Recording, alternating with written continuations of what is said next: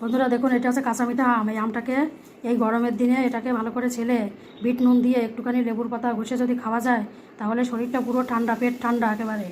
যা গরম পড়েছে, একটুখানি তো হাওয়া চলছে না, সবার তো বেঁচে থাকাটাই বড় মুশকিল হয়ে গেছে।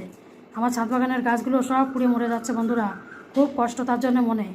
এখন এই আমটাকে তাহলে ছেলে দেখে একটু মাখিয়ে খাই, আর আপনারা এইভাবে কিনে এইভাবে খাবেন, তাহলে শরীরটা, পেটটা পুরো ঠান্ডা থাকবে।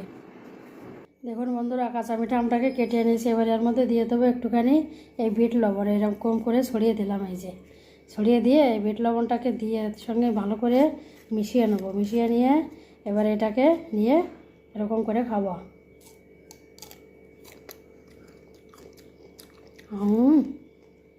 এত ভালো না বন্ধুরা?